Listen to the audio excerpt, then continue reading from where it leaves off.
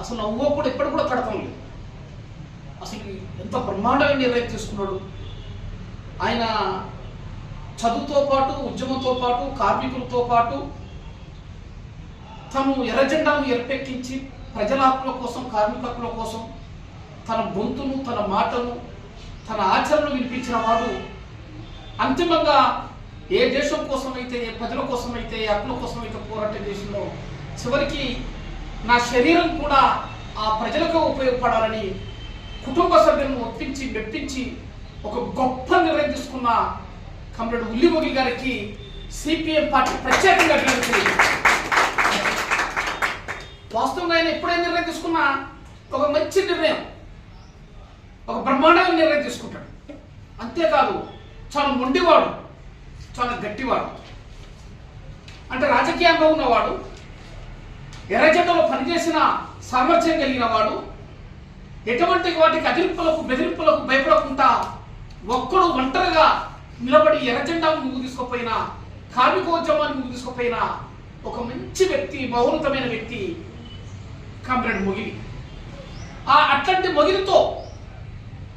మొగిలితో comrade భిక్షుమణి నాయకత్వంలో విప్లవోద్యమంలో పనిచేస్తున్న క్రమంలో నాకు ఒక మంచి స్నేహితుడిగా, అంటే వాస్తవంగా 40 సంవత్సరాల కాలంలో 35 సంవత్సరాలు మేము కలిసి ఉన్నాం. ఒక కుటుంబ సభ్యుల్లాగా, ఒక అన్నదమ్ముల్లాగా మేము ఇంతకాలం కూడా సజీవంగా ఉన్నామంటే అది విప్లవ రాజకీయాలు, ఎర్రజెండా రాజకీయాలు.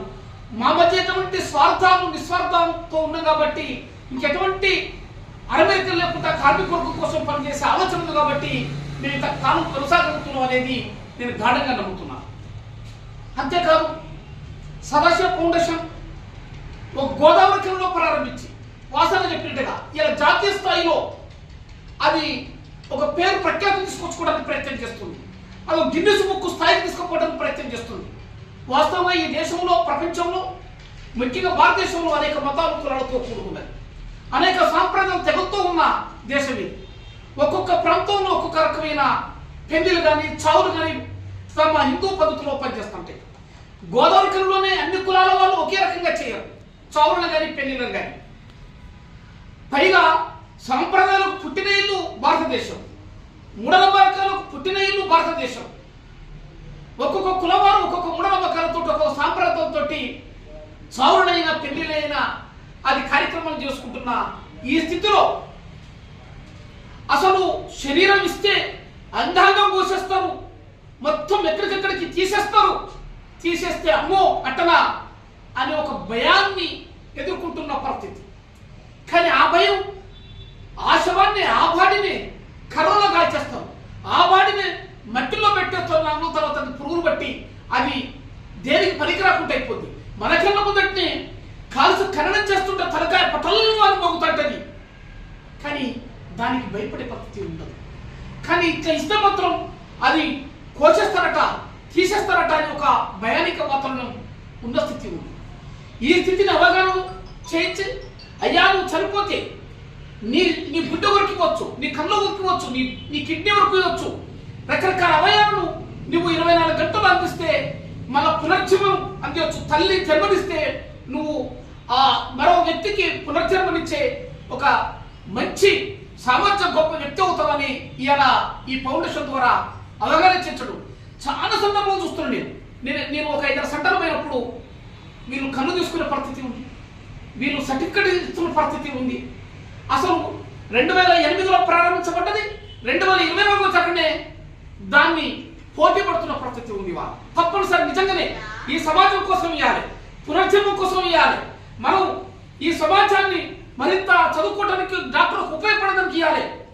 గుడ్డ ఎలా పనిచేస్తుంది, నిదడ ఎలా పనిచేస్తుంది, కళ్ళు ఎలా పనిచేస్తాయి, ఊపిరితిత్తులు ఎలా పనిచేస్తాయి, కిడ్నీలు ఎట్లా పనిచేస్తాయి, ఆ పరిశోధన చేత మాత్రమే ఇంకో పేషెంట్కు డాక్టర్ సరైన వైద్యం చేసే అవకాశం ఉంటుంది. అందుకోసం ఇవాళ దేశంలో గొప్ప గొప్ప వాళ్ళు ఇవాళ మెడికల్ కాలేజీకి ఇస్తున్నారు. నిజంగా నేను జ్యోతి భాస్కర్ ఇస్తే అనుకున్నాను, సీతారాం యేచూరి గారు ఇస్తే వాళ్ళు పెద్దవాళ్ళు ఇచ్చారనుకున్నాను, మనం సరాజం ఇస్తే అనుకున్నాను, బుద్ధదేవ్ భట్టాచార్య ఇస్తాం అనుకున్నాం, నిన్న మహాలక్ష్మి గారు ఇస్తాం అనుకున్నాం.